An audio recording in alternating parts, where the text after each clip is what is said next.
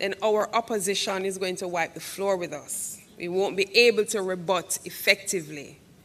And for those of us that are involved in making public policy or in providing a public service, we must have this view of multiple perspectives because we're not providing the service for ourselves. So we have to be able to really step into our customers' shoes and look at what we are providing from their perspective. Debating helps us to do that.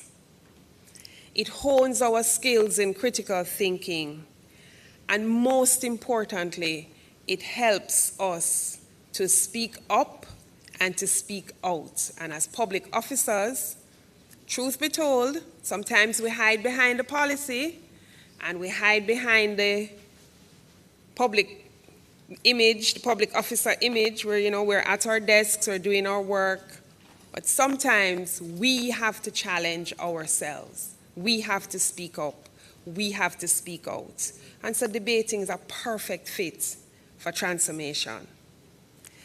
Since the launch of this year's competition in May, many of us have watched the teams present very well researched and compelling arguments as they debated issues and policies that impact the public sector, Jamaica at large, and even globally. With an almost equal field of new and returning teams to the staging of the competition, we witnessed the prowess of many of the long-standing teams. And boy, were we introduced to a few new heavy hitters.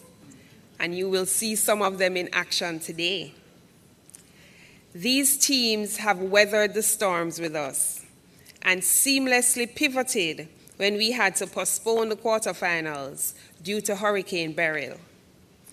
This caused some shifts in the competition's dates, but we're here now, and we are grateful for your cooperation.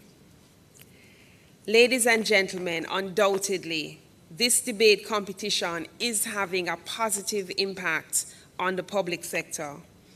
I'm encouraged when participants share their feedback with me on how the competition has helped to broaden their worldview and their perspectives, as well as give them the opportunity to meet and interact with colleagues from across the public service. And that is one thing that we need to improve on, how we interact across our public service. It is a big organization. And a lot of times we only know the people in our organization or in those ministries or departments that we have to interface with. This is a perfect opportunity. I have seen passion on display as the teams moved through the rounds. And I must say, this level of commitment and dedication gives me great hope as we together seek to build a better public service. I have seen the sacrifices that the teams have made and the hard work that the debaters have put into this competition, with moods ranging from having public utilities privatized and capping bank fees, to even more controversial moods to do with compensation for our politicians. You have shown that you are masters of research and reasoning. You should be proud of yourselves. Please give all the teams a round of applause.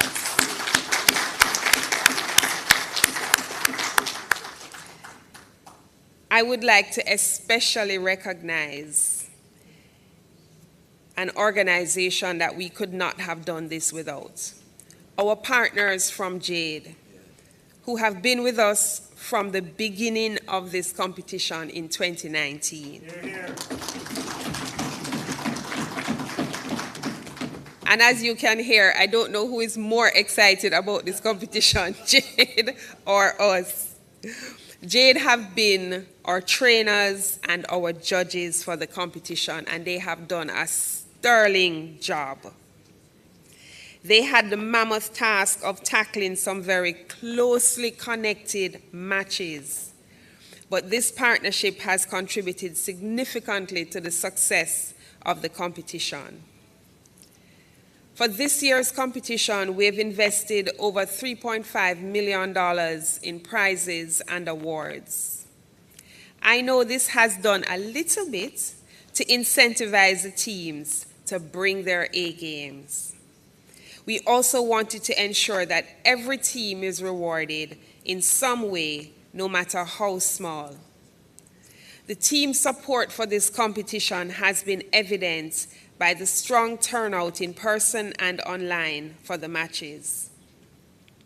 For those of you in the room, if you have not already done so, be sure to engage with us on Instagram and X at TIU_Jamaica and on Facebook at TIU Jamaica, as we have many more exciting projects on the horizon.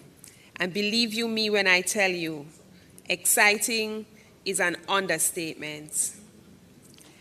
Today's two matches, the third place playoff and the grand final, will showcase the best of the best in this year's competition. Teams, I wish you all good luck, and I'm eager to see who will be victorious in our 2024 Public Sector Debate competition. But remember, it's not always about winning or losing. It is about what you gain from the experience, and it is about what we learn collectively as a public sector. Ladies and gentlemen, you are in for a treat. Welcome and thank you.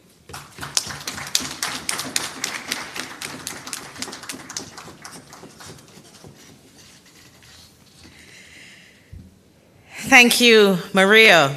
And our debaters are also gentlemen, eh? Yes, okay. Give me my cookie. I saw some amazing things in a gift basket over there, you see? Okay. Anyway, Maria, listen, I do agree that there were many nail-biting finishes that had me and other viewers glued to the screen, because there were certain matches that I didn't even think we should bother debate, because I just agreed. Or disagreed. Very true.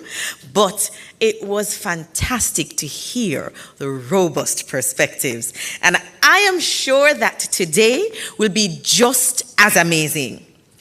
Now, this year's competition proved to be exciting, even more so with a slight change in format, with an added 5-minute question and answer segment from teams to their opponents. Teams were excited for this change in format, and it gave them more space to interrogate their opponents' arguments and also to drive home their points. The teams excelled at this, and it made for more interesting and spirited discussions. Now, at the end, 4 teams dominated. Who will take home the most prestigious prizes today? For third place playoff, it will be the teaching service or the Ministry of Education and Youth? For the champion debate team, will it be the Administrator General's Department or the Ministry of Justice? And Maria mentioned it. There's been a sort of changing of the guard of the heavy hitters, right? Boy, just like in the Olympics this year, eh? We're grieving and we're celebrating. Yes? Anyway, let's have a round of applause for the 4 top teams.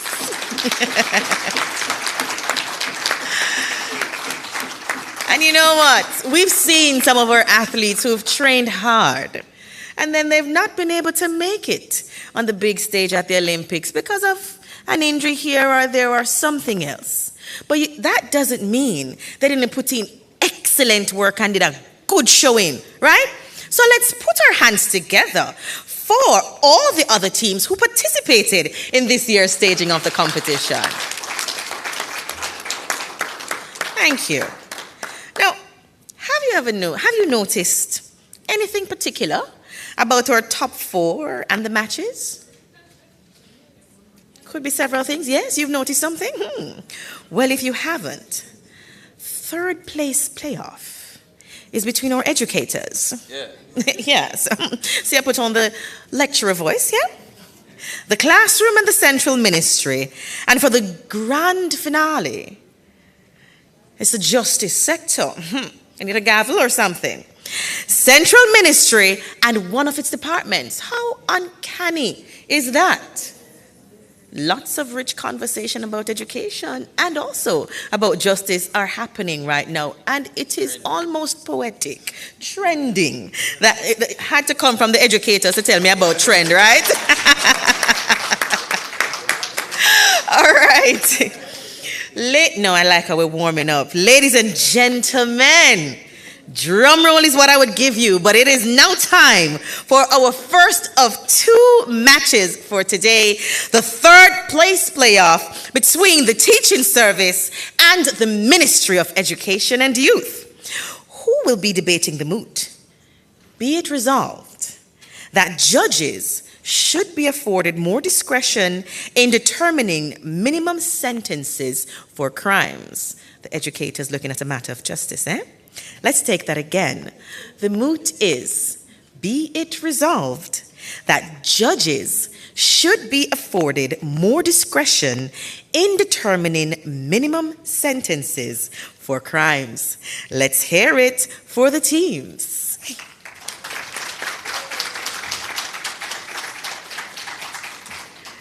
Now, I will first invite Team Proposition to introduce themselves.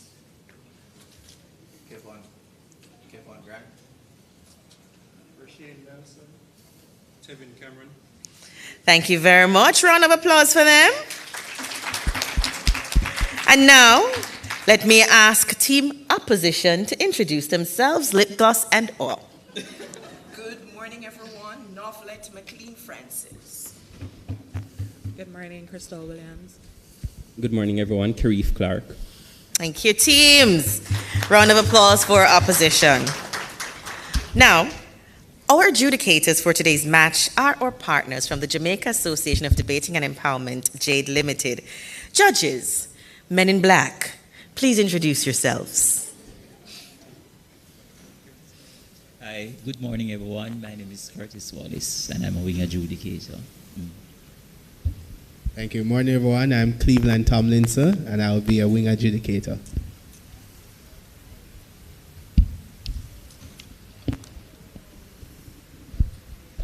Good morning, everyone. Jermaine Barrett is my name, and I'll be the chair adjudicator for this match. Good morning, everyone. Joshua Atkins, timekeeper. Thank you very much to our panel. And just a reminder to everyone watching this match that the views expressed by the teams are not necessarily their views. This is a debate, and it is a safe space for people to argue their points in the most persuasive manner. Right, judges? Absolutely. Good. And now, let's get started in this, the third place playoff. Good luck, teams, and over to you, judges. Thank you very much, Kamisha. And we are ready to get the match started. But before we do so, just remind particularly our viewing audience of the essential rules, the time signals. So each team has a separate, different times. The first speaker gets 7 minutes, the second speaker 6 minutes. Then we'll pause for that cross-questioning section that Kamisha spoke about earlier. And then we take a 1 minute pause and resume with 5-minute reply speeches from either team. Your first and last minutes are protected from points of information. You will hear a ding of a bell to signal that you've spoken for 1 minute, and then another ding of that bell signals that you have 1 minute to go. You will hear 2 dings of the bell to indicate that you're out of time, but we as judges, we give you 10 seconds extra. So in the case of the first speaker, for example, 7 minutes and 10 seconds, you will hear continuous dinging of the bell with signals that you should stop and make way for the speaker on the other team. All right? Are there any questions, debaters? All right.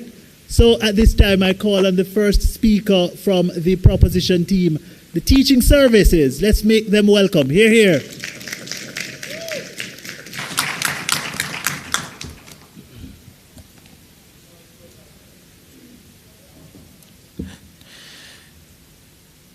Be it resolved that judges should be afforded more discretion in determining minimum sentences for crimes. There are two terms that we want to begin by defining them. But generally speaking, the motion is pretty straightforward. Important nonetheless. Firstly, crime. So when we're talking about crime, we're talking about offenses or actions, behaviors that are either implicitly or explicitly forbidden by law. Oftentimes these actions or behaviors warrant punishment such as prison time, fines. In some cases there are some other forms of punishment like community service, etc. The big term that really needs to be properly understood is what we're talking about when we talk about minimum sentences. And we want to use a term that is more popularly appreciated, called mandatory minimum sentence. And I'll tell you why I want to tie it to mandatory minimum in a little bit. But when we talk about minimum sentences generally, we're talking about those forms of punishments handed out for crimes that have a bottom or starting point, meaning that they are required when found guilty to serve this time or more. And so typically what happens when a judge is bound by these minimum sentences, it means that regardless of the circumstances of the individual case, that's very important. Regardless of the circumstances of the individual case, the judge is forced to use that or more in terms of the sentencing. And this is what is problematic with removing discretion. So that brings us to the status quo. We discussed as a team and we were wondering, in what instances would a judge need to have discretion or not have discretion? And that's why we've chosen to use a synonymous term, mandatory minimum sentence. The only real thing that can prevent a judge from having the discretion in terms of providing sentences is if by law the parliament, or what we call the legislature, has decided that the mandatory starting point or maximum or fixed, whatever it is, but in our case we're talking about a mandatory minimum, must be that an individual serves his time. And so that removes from the power of, or the responsibility and the power of the judge, the ability to fall below this mandatory minimum. And a little bit of signposting, Roshane, our second speaker, will talk more in depth about why this is problematic for the justice system. But I want to begin by stating that the judiciary, which is separate from legislature, the judiciary is the arm of government that has largely two very important roles. One, to hand out sentences for guilty people, and two, to ensure that the execution of justice is done as fair as possible. Now, fairness, unlike what the common person thinks, is not just for the victim, but also for the offender. There are fundamental rights and privileges afforded even to the individual who is even found guilty. Justice must be done in such a way that it is done fairly. And we think that these mandatory minimums remove that ability. Now, as I said before, Roshane will talk more in depth about that. But I want to now transition to something that we probably never considered when we think about the removal of the discretion of the judge. That this is problematic for the concept of separation of powers. Our country and our our government system is set up such that, and this is worldwide, that the judiciary is separate from the legislature. The legislature is what we have in parliament, the politicians who rise to power, and they often are tasked with the responsibility of creating laws.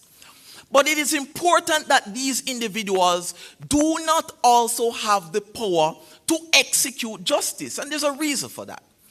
Take, for instance, 35-year-old Jerome, Point of information. who, I'll take you after this anecdote, who was pressured by the gang to transport illegal guns. And this individual is pressured because the gang is telling him that either he does it or he and his family will be killed. Now, when there is mandatory minimum sentence, he will be found guilty of possession of illegal guns, whether or not he had the motive or intention to engage in this willingly. Now, of course, he is guilty. But as a judge and as a well-thinking individual, you have to consider that he was put between a rock and a hard place. The way things are set up now, absent mandatory minimum sentence, which means proposition is arguing for the status quo, to keep what is called the Supreme Court guideline to sentencing. Judges are given a plethora of guidelines and suggestions that will help them to come up with the fairest possible sentence for every individual, case by case, based on the facts of the case. But Jerome, in a world where there's a 15-year mandatory minimum sentence for illegal possession, will be forced to serve 15 years, despite the fact that he was held literally at gunpoint and being forced to engage in illegal activity. But a judge, considering the circumstances of Jerome, might be inclined instead to consider other factors such as he has no prior engagements with the law, he has no history of deviance, and might be probably willing to consider something that serves even the role of rehabilitation, such as simply community service. Now I'll ask you, while they are considering, I see some lawyers looking at me, can I take her point, even though it's my last minute? Okay, unfortunately, let's say I can't take you. My bad. But so the issue we are faced with now is, which of the two options provides for the full function and success of roles of the judiciary system? The latter. Sorry, you're out of time. Thank you. Okay, thank you. Thank you very much. All right. Thank you very much, first proposition speaker. We now call upon the first speaker from the opposition team representing the Ministry of Education and Youth. Let's make that speaker welcome. Hear, hear.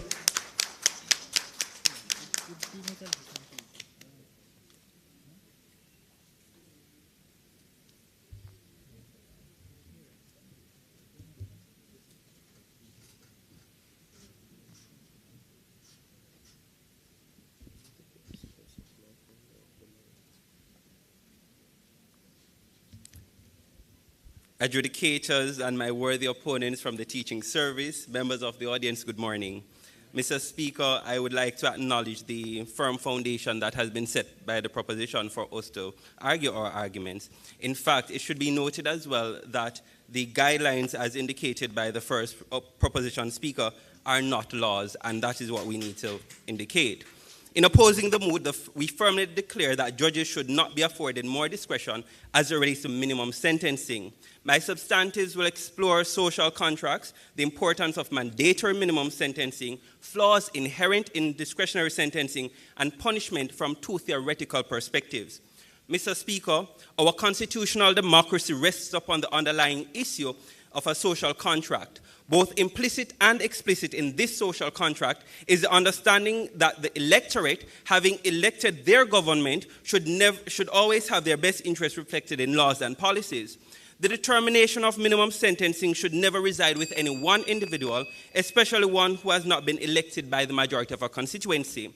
Legislators have a responsibility to define and prescribe laws while upholding the fundamental rights of not just the offenders, but the victims who oftentimes experience very heinous and life-altering crimes. As the Chief Justice indicated, It appears that there is a current imbalance in the approach to sentencing.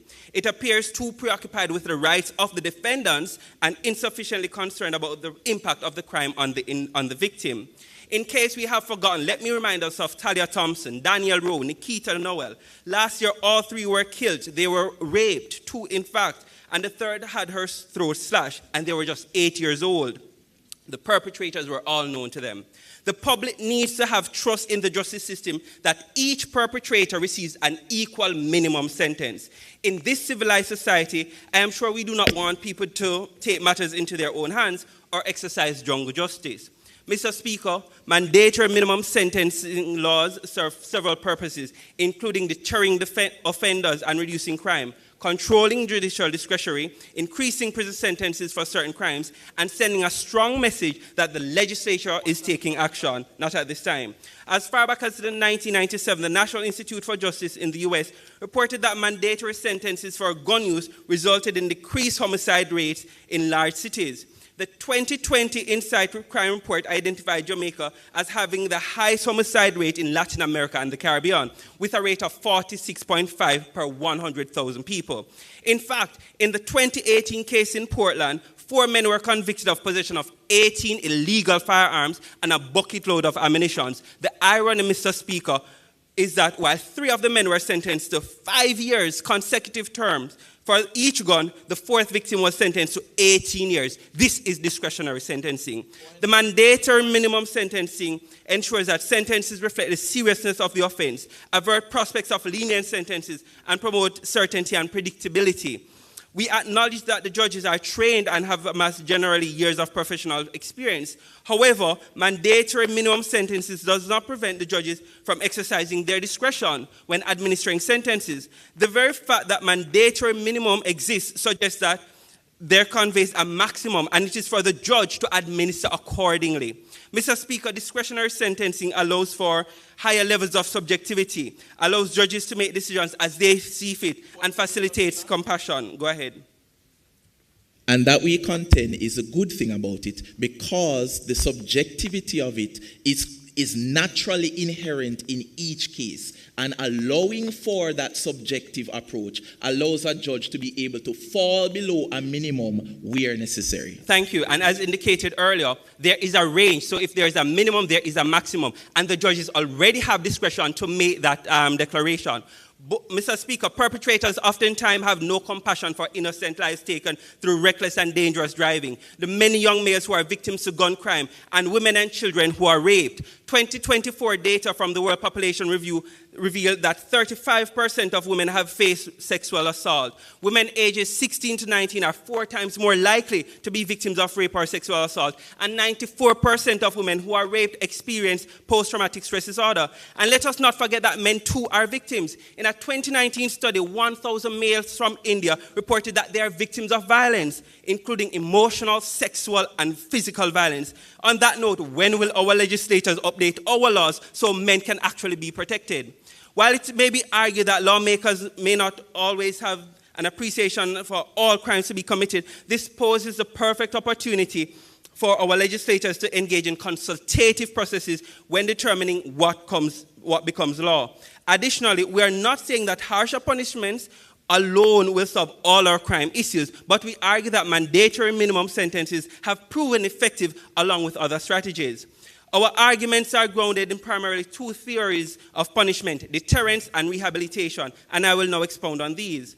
Mr. Speaker, since the start of 2024, not accepted, Jamaica has recorded in excess of 2,250 serious crimes, including murder, shooting, rape, abduction, firearm offenses, break-ins, and robberies. In 2023, despite a 20% reduction in murders and other categories of major crimes, Jamaica was ranked 10th on the global list of countries with the highest crime rate. Given the levels of major crimes in this country, legislators who have an obligation to society must ensure that strong signals are sent to criminals, regardless of the magnitude, and should ensure that these criminals do not get an understanding or an appreciation that these crimes are condoned. Given the crime statistics, Jamaica criminals and potential criminals should understand that their actions have serious consequences. Jamaica should not continue to have a good reputation even when doing bad. In other words, we need to have minimum sentences to deter crimes. Mr. Speaker, mandatory minimum as punishment for rehabilitation serves to benefit the perpetrators, communities, and the nation. Offenders need to understand their errors and undergo an effective process of reform. In 2012, Junior Christie was convicted of stealing some pads of ackee from King's House.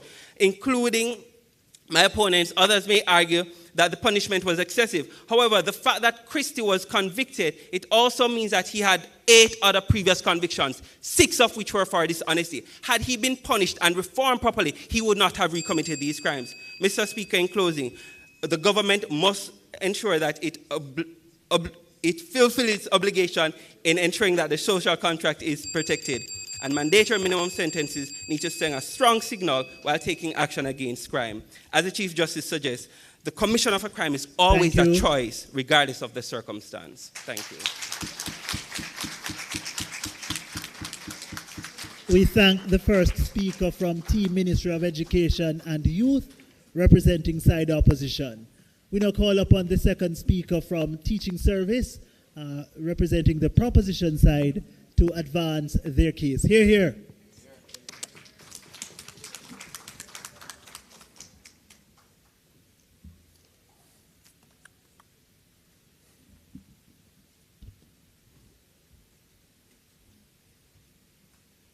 Ladies and gentlemen, and members of this honorable house, morning. So, I must remind my opponents of why we're having this debate. See, hiding behind the policy of mandatory minimum is a crime problem, a frustration on the side of lawmakers, and an inadequate solution to the problem of crime.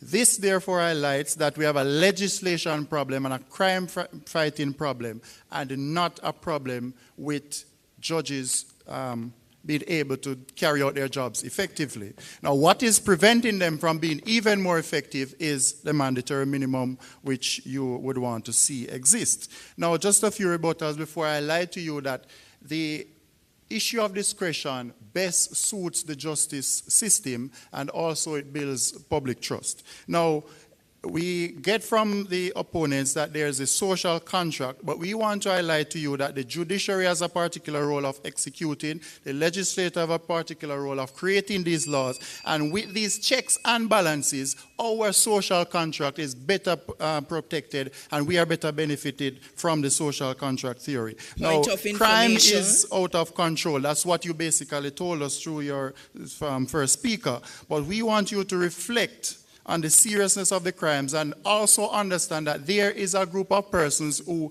this mandatory minimum will only serve to disadvantage. And that's what we are saying. Consider the circumstances. Justice is founded on subjectivity. That is why we have trials. That is why the judges and jury must sit and carry out sentencing, because justice is based on discretion. I'll take you soon. So on the matter of discretion, what you're saying, it is enough to just sit between the maximum and the minimum, and that is okay. Nobody falls outside of the minimum for you. But we are going to show you that justice is best served when we look at the fact that justice must entail deterrence, punishment of offenders, rehabilitation of offenders, and the protection for the society. So on the matter of deterrence, with discretion, we have to ask ourselves the question, do mandatory minimum sentences effectively deter crime compared to judicial discretion? Now, mandatory minimums are kind of a tough on crime approach that supposedly deter crime. But in the US, what we see is that there was a mandatory minimum being imposed from the 1980s to the 1990s. And what happened is that there was not a reduction in crime, only an overpopulation of prisons and crime getting out of control. So it seems, therefore, that it doesn't deter crime. But what we saw, however, between 2007 to 2017 is that with the more lenient laws and with judges given more discretion, there was a 24% decrease in incarceration, and simultaneously in the northeastern states, there was a 30% reduction in crime because of more lenient approaches. So this impact is significant because it reinforces the imposition of more lenient sanctions, and that fact that they do not lead to a more dangerous society. Now, as it relates to punishment of offenders, less pressure is on the defendants. Now, what we see over and over again, because there's a mandatory minimum, persons have to gamble with their life, and I did say gamble, because if you are given a plea deal of 5 years as opposed to a mandatory minimum of 15 years, whether or not you are guilty, you don't want to gamble with your life like that. So persons are more likely to take the 5 years given to them by the lazy, those who, prosecutors, and right, by those prosecutors who use that as a way of clamping down on criminals. So this lazy approach is something that we want to get away with and ensure that punishment is fair, taken quickly. How do you feel about having dangerous criminals? So we'll address the dangerous criminals by saying that rehabilitation of offenders is an important part of this justice system. Can judges better promote rehabilitation and restorative justice with more discretion? Certainly. In fact, when this is taken into consideration, an individual who is required to serve, for example, 20 years minimum, is given the opportunity not to waste their lives in prison, but they are able to get a punishment that is more suitable to their crime, and this gives them more time to be better productive in society. Take Jerome, for example. If he should get 5 years as opposed to 15 years, he's better able to fit back in society.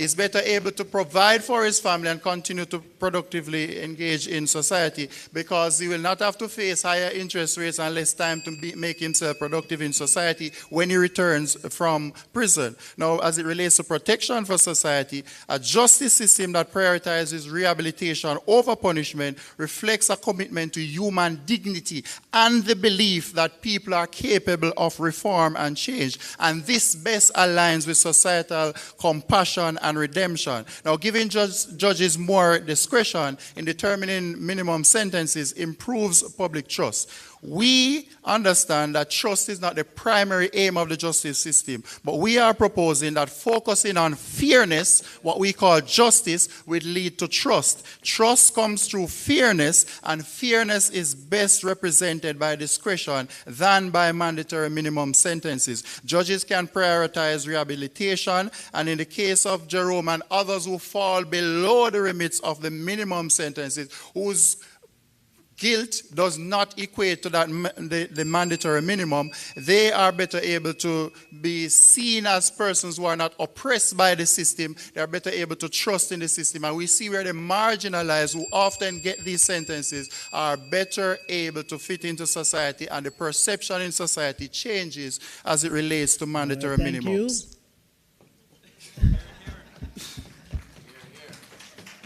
Thank you very much. Sorry, I had to cut you off in full flight, but you know, we have to be abiding by the time signals. All right, so we now go back to team opposition to hear from their second speaker. Let's make that speaker welcome. Here. May I? Mr. Speaker, other honorable adjudicators, family, ladies and gentlemen, as we have heard from my opposition minister, Jamaican law currently allows for a lot of discretion on the part of judges. And listening to my family member, I wondered if you're really living in Jamaica, because you are talking about more discretion for criminals and how there is a reduction in crime. Our statistics do not line up with yours at all. And we have victims who are really terrified by the light sentences that are being given to perpetrators. So we are asking you to think about that and wake up a little. We acknowledge, Mr. Speaker, that discretion is necessary and beneficial in special cases, as with some juveniles in special circumstances, serious intimidation or coercion of individuals, and on compassionate grounds such as severe disability or psychiatric illness or impairment. in a moment. And we offer no challenge to laws that are carefully crafted to protect these individuals on the basis of credible evidence. However, Mr. Speaker, we are greatly opposed to the laissez-faire manner in which a lot of judicial sentencing is currently being delivered, especially in the cases of serious crimes that have destroyed lives, threatened public safety, and given Jamaica a dirty name on both the regional and world scenes. In light of our current crime context, Mr. Speaker, we should not allow a judge for any willy-nilly reasons to pass sentences that are not commensurate with these crimes that threaten to wipe out our population more than the COVID-19 pandemic, Mr. Speaker. To elucidate this point, on January 16, 2018, the Gleaner reported that High Court judges in St. James were blasted for giving suspended sentences and fines as low as $700,000 to dozens of criminals convicted in illegal firearm cases. This is preposterous. This discretion sends a clear message. Do as you like. There is no real law, but we have to appease the citizens somewhat. For many of these criminals, Mr. Speaker, 70,000 or even 200,000, 700,000, 70,000, 200,000 is meal deal money. To top it all off, many of these criminals continue to commit crime again and again because they are documented repeat offenders, underscoring the point that time has come for something serious to happen. Also in the same year, Mr. Speaker, the Gleaner, January 18, 2018, cited 35 cases reportedly disposed of in the circuit courts in troubled parishes plagued by gang violence, St. James, Westmoreland, Hanover, and Trelawney, revealing that the stiffest penalty for gun-related convictions was a 5-year prison term across these parishes. Like, seriously, Mr. Speaker? In May 2022, the DPP noted that a judge was unduly lenient when a criminal who pleaded guilty to a double murder was only sentenced to 12 years, which he served concurrently, not consecutively, with the opportunity for parole after 10 years. The Gleaner 2022. Go ahead. We share your concern about serious crimes, but the truth is that oftentimes in the cases we don't know the full extent of the seriousness of the matter, and when we see these sentences handed down, it seems unfair. Thank you, my colleague. If you were listening in the beginning, I spoke about extenuating circumstances and opportunities, like plea bargaining, which you will hear about later, in our question and answer, which can alleviate some of that. Mr. Speaker, this is clearly a trend of letting off hardened criminals that we are doing with these things, and it must be stopped. Time does not allow us, Mr. Speaker, to cite the plethora of examples, cases which are frightening to say the least, Mr. Speaker. Is it fear, intimidation, or corruption of the judiciary system? We don't know, but something must give, not at this time. Desperate times call for desperate measures, Mr. Speaker. The Minister of Justice has noted that a clear message must be sent to criminals through increased mandatory minimums, JIS 2023. The opposition joins this call for swift and fair justice. Mr. Speaker, the mechanism of mandatory minimums also eliminates what we call judge shopping, wherein lawyers can try to have their cases tried before a particular judge with a view to benefiting from that judge's known leniency. Lawyers can actually delay cases, hoping not at this time that the judge's circulation sees the case being reassigned to another judge, especially in circuit court matters. In our world, in the opposition's world, it doesn't matter who the case is before. They will get a true prescribed sentence. This will militate against the waste of court resources and will allow for justice to be quicker, which leads to people having more trust in the justice system. Mr. Speaker, in handing down their sentences, the opposition finds that judges are not reflecting on how society feels about their decisions. Lord Justice Reed, UK Supreme Court, tells us the law must not distance itself from the society it governs. In response to High Court media and other criticisms for their discretionary light sentencing, Mr. Speaker, we got a vague statement that unverified information unfairly generates negative perceptions of sentencing practices and brings the judiciary and our system of justice into disrepute. The Gleaner, January 18, 2018. This arrogant dismissal of public response to widespread questionable sentencing without a respectful rebuttal shows that we do not respect public opinion. I thank you very much.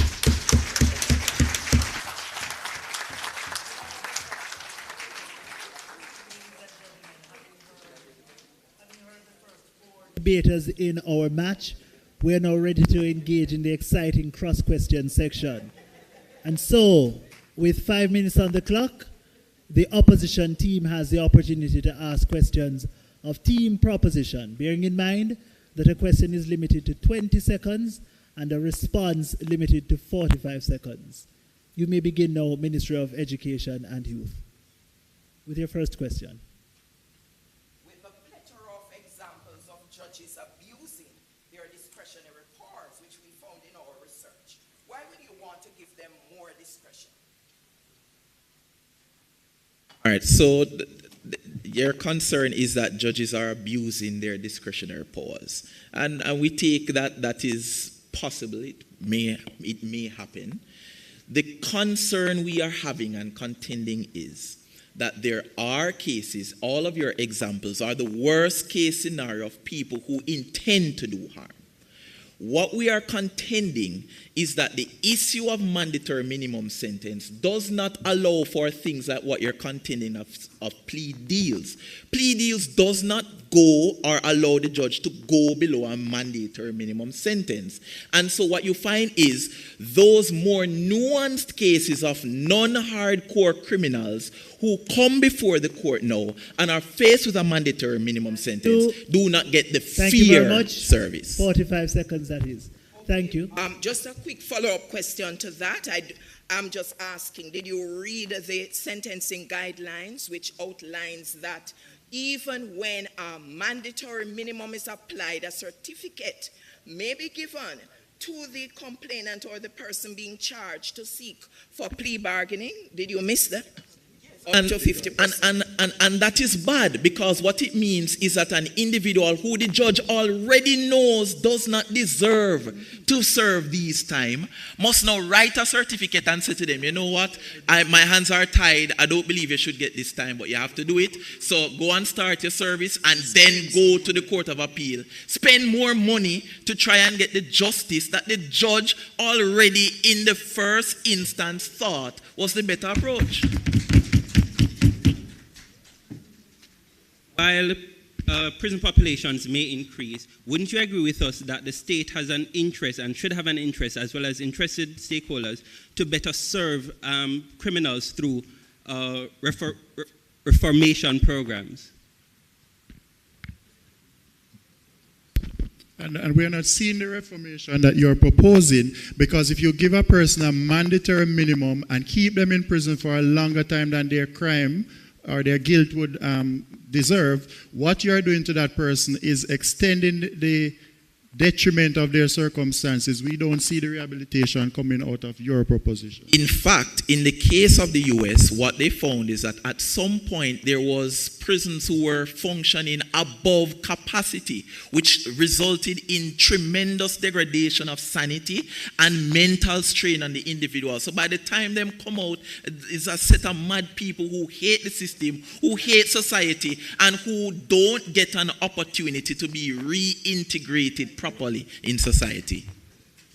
If my colleagues were paying attention to last week's report, even inmates, as reported in the Jamaica Observer, were awarded degrees last week, including a warden. Wouldn't you then agree with mandatory minimum sentences that they play a significant role in combating organized crime? So are you saying that the longer they stay, the more likely they are to get a degree?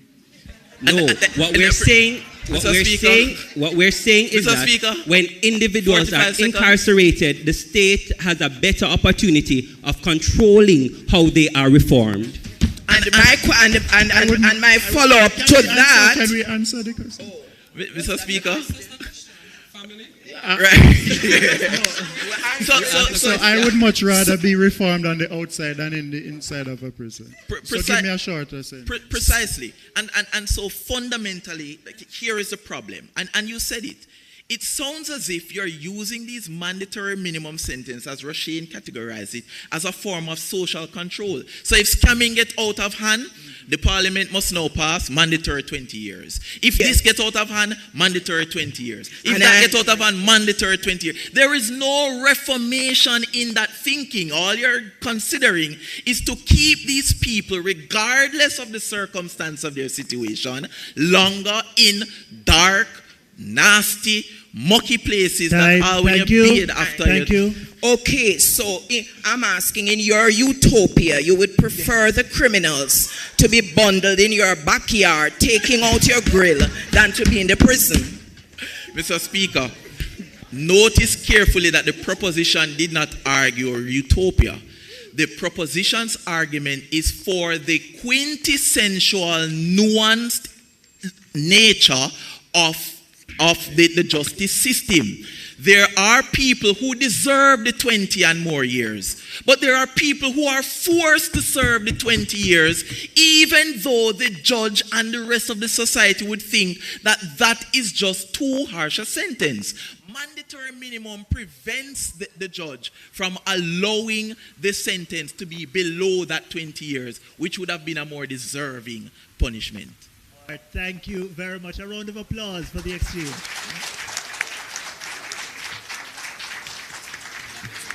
All right, so it's now time for round two. This time we ask the teaching service team to ask questions of the Ministry of Education and Youth, their counterparts.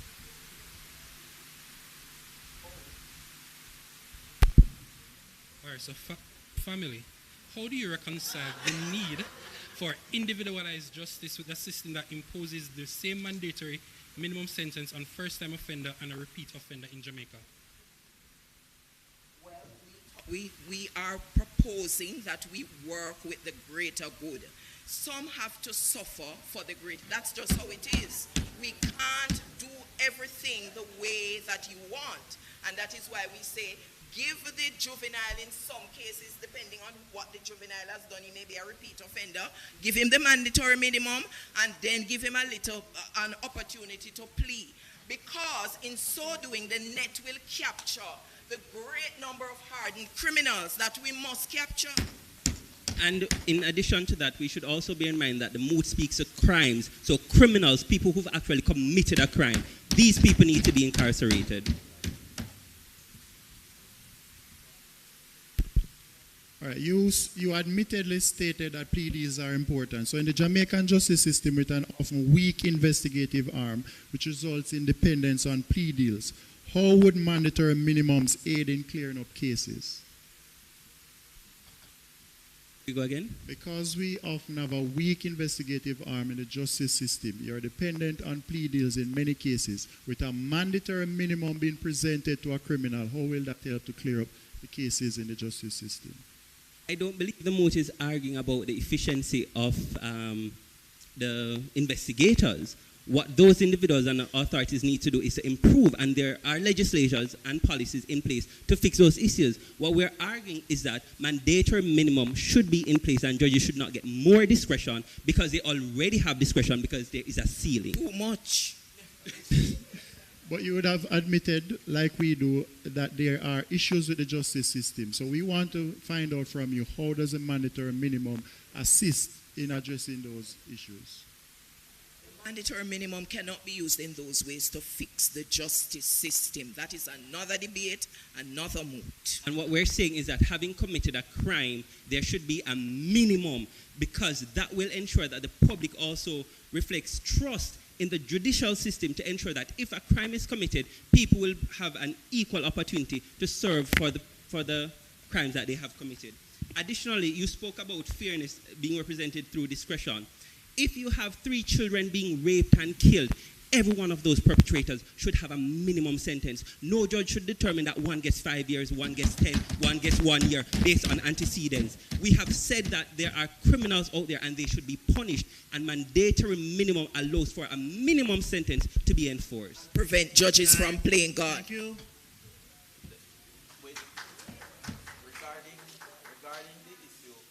Regarding the issue of a mandatory minimum, to what extent is a mandatory minimum better and much different from the status quo where the judge has recommended sentences or starting points that they use as reference when providing sentences, but they can go below? As you have argued in your first point, the judges do not have an obligation to society. People who elect parliamentarians who set laws have an obligation to ensure that the rights of people are not infringed upon. And it is not for the judges to determine that, okay, I will willy-nilly, as Noblet said, administer justice because I prefer this individual or he's younger than. It is for the legislator, the parliamentarians who have an obligation to the society to set those laws and to ensure that they're enforced by the judges. So does that then mean that you're in support of the removal of the separation of powers, where the parliamentarians are now given the power that belongs to the judiciary to determine sentences for crimes? As argued in my opening speech, the parliamentarians or the legislatures have that authority as elected by the people. The judges should enforce. And so we have clearly distinguished that there is no conflation of the issues. The judges enforce laws set by parliamentarians. Parliamentarians have been elected by the people, not judges. Judges don't make laws.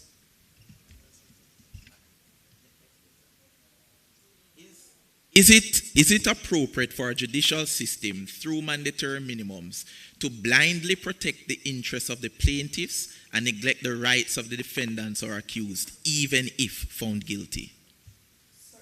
But we were never proposing that. Additionally, if I may just reread the quote by the Justice Brian Sykes, it appears that there is a current imbalance in the approach to sentencing. It appears too preoccupied with the rights of the defendants and insufficiently concerned about the impact of the crime on the victims. All right, thank you very much. A round of applause. Well done.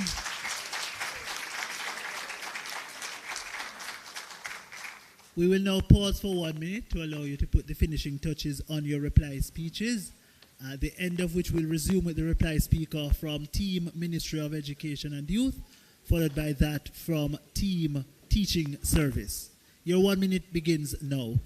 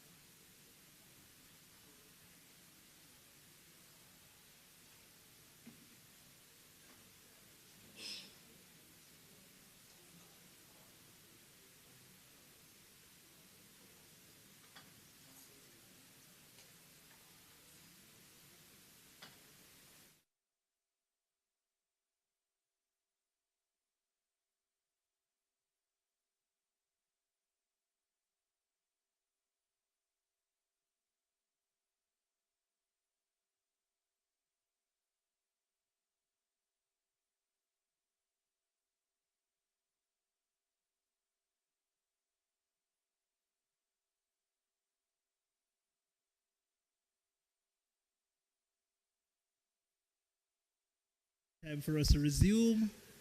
We now call upon the reply speaker from the opposition team, Ministry of Education and Youth. Let's make that speaker welcome. Hear, hear.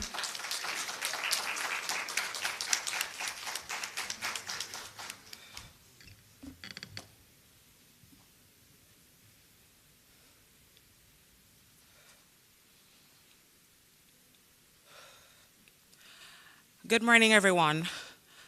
The proposition claims that giving judges more discretion in determining minimum sentences will lead to less congested and unsanitary correctional facilities. However, we contend that the public would much rather our prisons be overpopulated with criminals as opposed to our communities being overpopulated with criminals. Additionally, your second speaker made reference to the period 2007 to 2017 that had the lowest incarceration rates. But must I remind you that within that same period, Jamaica saw its second highest murder rate in 2016. So I guess the criminals were actually in our societies committing these heinous crimes rather than being in prison as a result of your discretionary sentences. We note also that the first speaker's argument that discretionary sentencing is especially necessary for instances where juveniles and other vulnerable persons commit crime. And although we concede the importance of considering one's naivety and psychological development, leniency should not equate to a lack of accountability, especially for serious crimes. Their argument ignores the fact that Jamaica is one of the most violent countries where nearly half of those arrested for murder are actually youths, young, impressionable people between ages 14 and 24. But my opponents, if the justice system continues to be perceived as lenient towards these juveniles, then criminal masterminds will increasingly exploit them for criminal activities. Mandatory minimums ensure that penalties are directly linked to the crime itself rather than to the individual. For juvenile offenders, we suggest that prison-based rehabilitation should be prioritized along with post-release support to ensure successful reintegration. Furthermore, judges already have the discretion to deviate from these fixed minimums by applying sentencing discounts for guilty pleas for mitigating factors such as age, first offenses, and other unique circumstances. The opposition, though, contends that judges should not be given any further discretion.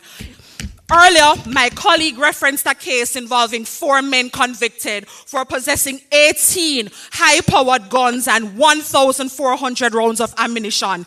In this case, Judge X sentenced 3 of them to 5 years each, whilst the 4th man, who pled guilty, by the way, received an 18-year sentence from another judge. Mr. Speaker, mandatory minimum sentences will serve as a buffer against flawed subjectivity and disparity in case sentencing, where otherwise greater discretion will undermine the consistency and the predictability of our justice system. In fact, as my colleague stated, these sentencing disparities may lead defendants to engage in what is known as judge shopping for a lenient judge, wasting the court's time and resources in the process. We also discussed a report from police investigators revealing 35 cases where individuals convicted of illegal possession of firearms and ammunition received probation and fines as low as $70,000 from high court judges. 35 cases in 1 year. In fact, in one case, and I quote, a St. James man convicted for illegal possession of firearm was admonished and discharged by the judge. Mr. Speaker, in a high crime society where 81% of violent crimes involve the use of illegal firearms, and with our Minister of National Security reporting that every month 200 illegal guns are smuggled into this country, there is no justification for judges to exercise this kind of discretion involving cases involving illegal weaponry. This also explains, Mr. Speaker, the frustration by the police, because despite their working tirelessly to recover these illegal weapons, their efforts are undermined by judges who impose lenient sentences. Furthermore, we cannot reasonably expect law-abiding citizens to furnish the police with information on criminals if they have come to expect that these offenders will receive lenient sentences and be swiftly released to the public to potentially target them. Additionally, if we are not careful, these flawed sentences could set a precedent and serve as a new standard for future cases. Mr. Speaker, we are not suggesting that mandatory minimums will reduce crime in and of itself, in the same way that these lenient sentences have not addressed the crime problem either. In fact, 41% of those released from prison in Jamaica go on to re-offend. Mandatory minimums may not deter deter criminals from committing crime, but it will deter law-abiding citizens from taking justice into their own hands. Minimum sentences should reflect the seriousness with which society views these offenses as they are set by parliamentarians. Thank you very much. Thank you. You heard the bill? You heard it? I didn't hear the bill. Nobody heard the bill. None of us heard the bill. There was no bill. Sorry, apologies. You are in fact out of time. We did ring the bell. It might not have been audible, but we apologize for that. Yes. All right. So we continue. We continue with the proposition team, their final submission in the debate. Let's welcome the teaching service reply speaker. Here.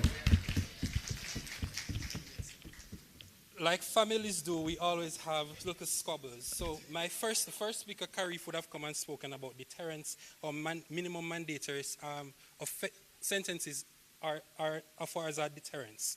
But the final speaker came and said it doesn't act as a deterrent. So what exactly are they arguing for? Let me begin and say justice is not just for the victim, but also for the offender. Let me also say that discretion does not mean freedom. Remember that young man that Kevin spoke about who's transported a gun? A first-time offender caught in the wrong place at the wrong time. He made a mistake. No doubt about it, but does this one error warrant a sentence that will strip away his future, shackle his potential, and condemn him to a life defined by a single moment? Under the current laws, our hands are tied. This young man, like many others, face mandatory minimum sentence that ignores the unique circumstances, his potential for rehabilitation, and the nuanced reality of his life. This is not justice. This is travesty. Mr. Speaker, there are certain clashes that the opposition would have failed to highlight within this debate, and I'm going to do their job for them. Because it seems as the family members don't know how to do things properly. That's why they're central government. But the teachers are going to teach. Ladies and gentlemen, the first clash in this debate is fairness in sentencing. From their model, the opposition argues that mandatory sentences ensure consistency and deter crime by providing clear and predictable consequences. We explain on the government side that this one-size-fits-all approach ignores the nuanced reality of individual cases. Imagine a world where one piece of art is painted with the same brushstroke. What a beauty would be lost. Similarly, mandatory minimum paint justice to be broad a brush, failing to account for the unique circumstances of each case. We have won this clash because we demonstrate that fairness and justice are paramount. Judicial discretion allows for consideration of mitigating factors, such as defendant's background, intent, and the nature of the crime. This nuanced approach ensures the punishment fits the crime rather than imposing a blanket sentence that might be excessively harsh or lenient. The second clash in this debate that we found out is deterrence. The opposition contends that mandatory minimum serves as a strong deterrent against crime. We explain on the government side that this argument overlooks the fact that deterrence is not solely a function of severity, but also of certainty and fairness. We recognize that the crime must be deterred, but not at the expense of justice itself. We won that clash in particular because we have illustrated that this judicial discretion promotes rehabilitation, which is the cornerstone of any legal system across the world. By considering individual circumstances, judges can impose sentences that are more likely to reform offenders and reduce recidivism. Mandatory minimums are like a sledgehammer to crack a nut, ineffective and destructive. The third clash in this debate is legislative intent versus the separation of power. The opposition tried to assert that mandatory minimums reflect the legislative intent to be tough on crime. Oh, what a travesty. Our model suggests that we respect legislative intent while enhancing its implementation. Judges, as experienced legal professionals, are well equipped to interpret and apply the laws in a manner which aligns to the spirit of the legislation while ensuring just outcomes. We win this contention because separation of powers is a crucial consideration to this debate.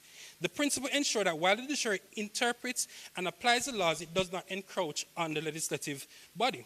Judicial discretion in sentencing ensures that judges can make decisions based on the merits of the case, free from political or public pressure.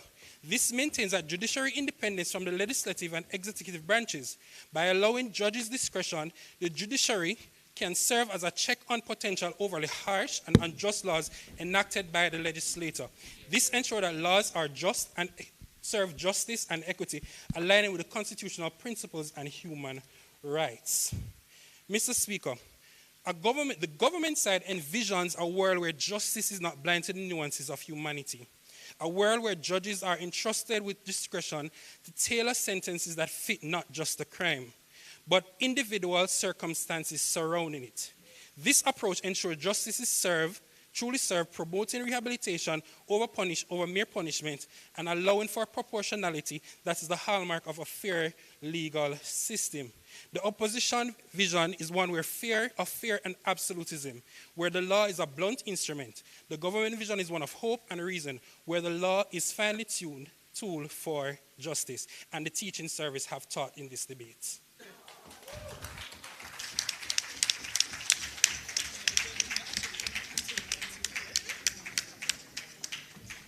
We thank both teams for a most enlightening contest. Thank you.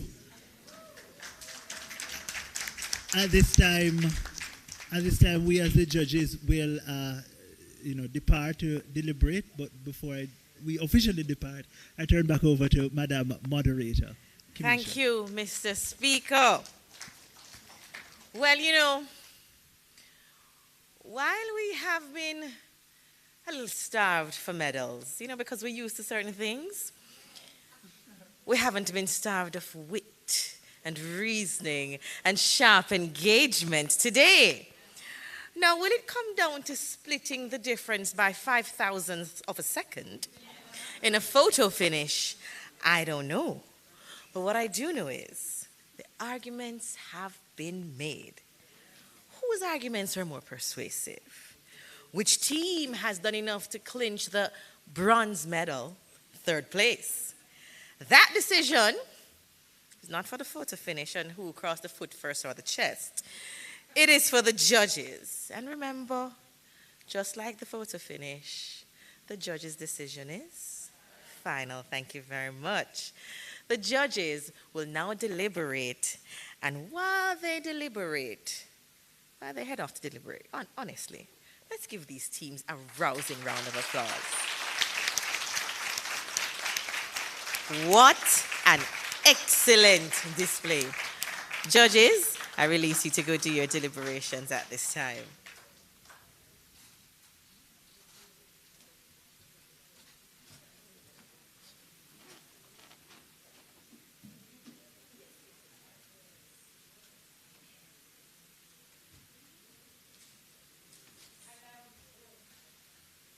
No.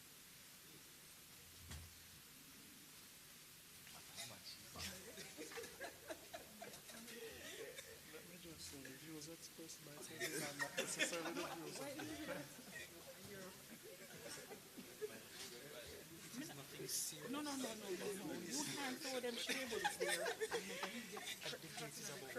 Substances, so we have to throw back something. That's why you are in trouble. Yeah, it was. It was entertaining. Oh, but I love that you wasn't serious. Yes. It wasn't serious. No.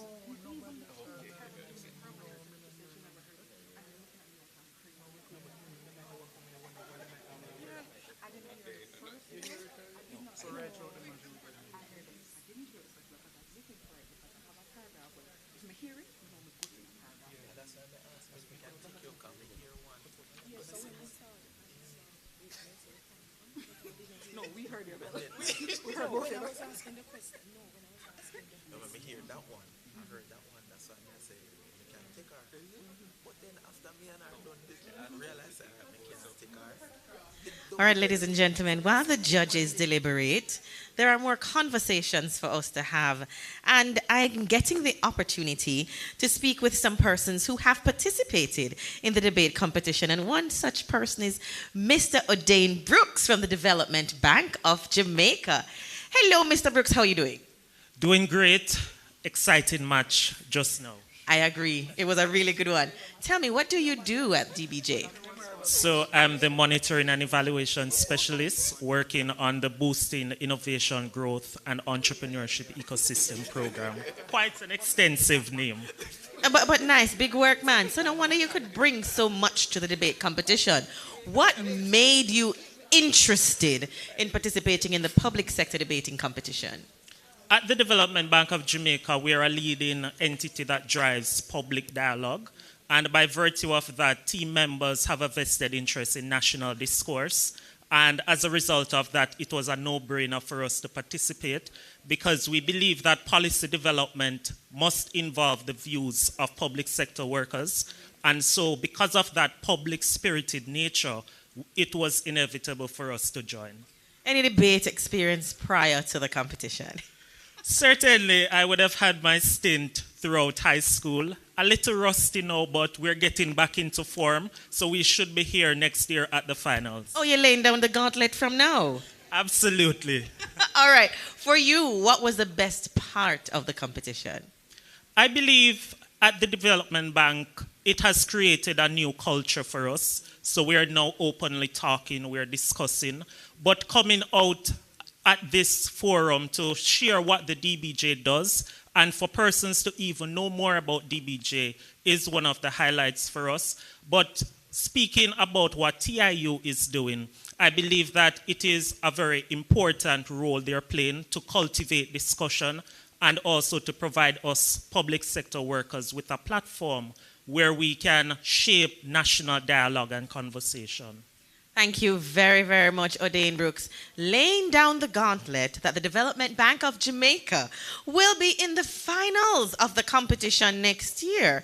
I'm sure there are some people here who may have something to say about that, but what we know is that the TIU is very happy for the dialogue, and I'm sure they're also proud to have created that amazing platform for public sector workers like yourself to not take your skills only to the office, but to share it with your other colleagues who are also part of the public service, and of course, to the nation of Jamaica. Ladies and gentlemen, we'll take a break, and when we come back, we'll hear from the judges about who is clinching that bronze medal, and we're setting ourselves up for the final match.